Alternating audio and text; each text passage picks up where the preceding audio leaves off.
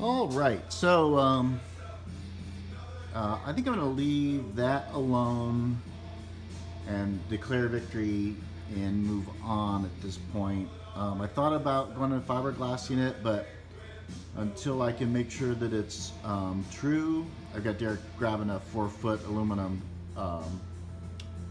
straight edge at Home Depot, and then cleaning it up if there are any issues. I want to do that before I put fiberglass filler on it, because I have a habit of applying filler and then having to turn around and burn it up with by grinding on the other side of it, or having to weld.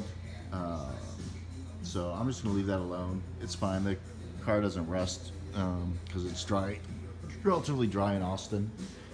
So today I'm going to go ahead and take care of those as an example, and then I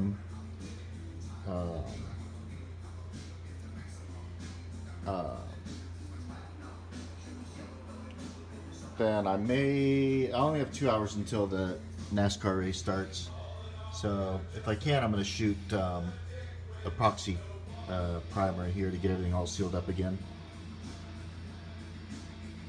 And I got the air conditioner on. It's been on since like 5 o'clock this morning, and it's very comfortable in here. All right, it's Monday, Memorial Day, and I used my little detail sander to get the kitty hair fiberglass filler sanded up. So I'm ready to go ahead and shoot some epoxy primer on to cover up all this other detail work that I've done over time, rework. Dad, you're saying, you know, why would I use fiberglass? You thought that I was eliminating the use of fiberglass and body putty, and no. In fact, anytime, best practices, anytime you weld two pieces of metal together, you put the fiberglass filler, the kitty hair, in, because it makes it a waterproof repair, because there's always going to be pinholes, unless, you know, you're doing a $1 million restoration on a $70,000 car. And, you know, in theory, I could go along here, you know, this is the dent of the flange, because the flange, you know, goes up behind this piece of metal. So in theory, I could go through and weld all of this all the way down, but the problem with that then is that you're putting a lot of heat into the panel, and so then you risk warping it where you get waves.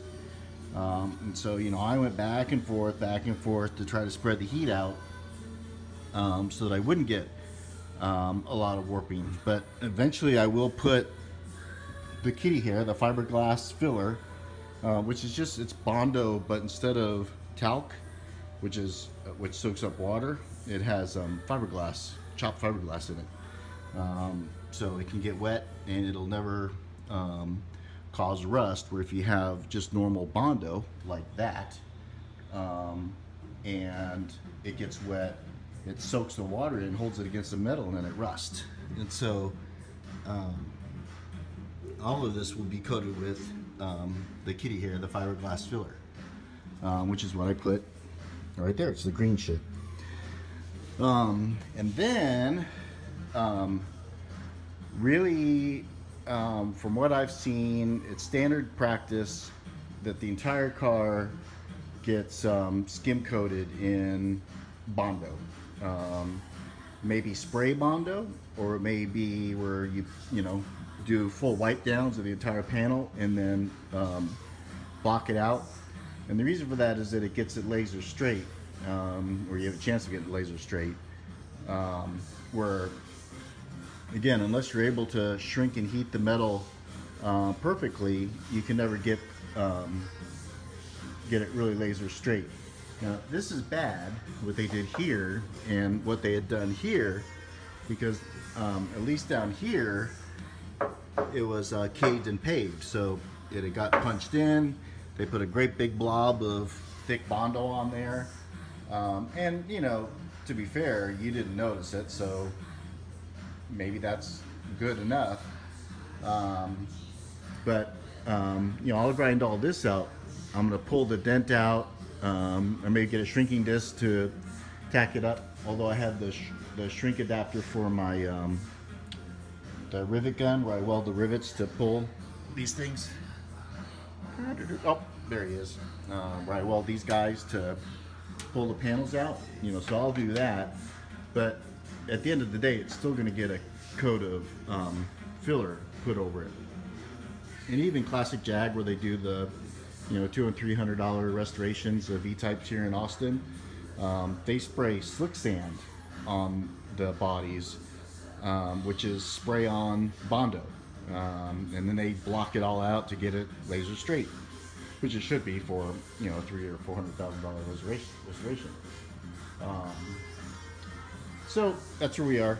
I'm going to wipe everything down with alcohol, and well, I'll mix up some epoxy primer and let it cook for half an hour while I wipe everything down with alcohol.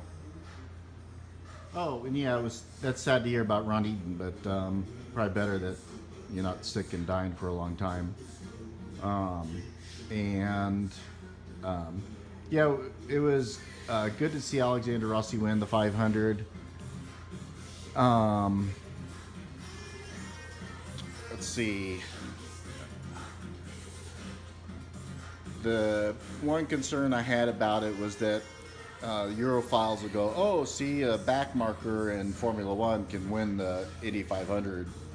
Well, of course, that ignores that in Formula One, the car is 99.9% of the result, and the driver's just along for the ride for the most part. And, you know, at the end of the day, Rossi won it with a fuel economy strategy, not by all-out speed. But he did a good job. You know, all the credit in the world to him, because he was fast the whole time. And let's see, what else did you have? I haven't finished watching the Formula One race because NBC is stupid, and DirecTV recorded the MSNBC feed, or NBC Sports, which was tape delayed, and then at the start of that presentation, NBC shows the results in the little ticker at the bottom. And then they jack screwed around with the rain and all that kind of stuff for a long time, and we switched over to watch the 500. So there you go. Bye. All right, I mixed up the epoxy primer.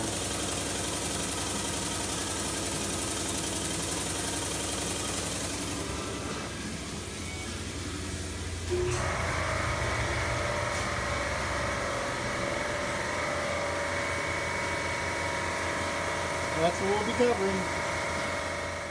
All right, the epoxy primer's been potting for about 45 minutes, so it should all be good to go.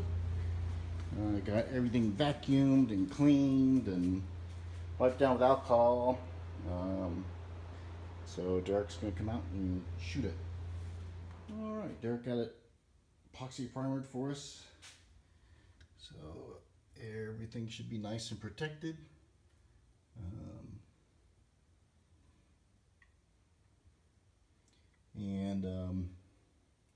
What I will probably do is maybe some evening this week, it depends how busy stuff is, try to do some of the seam sealer on the wet epoxy areas.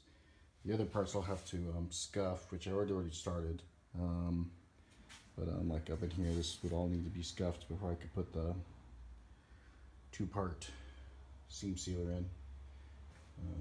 But making progress.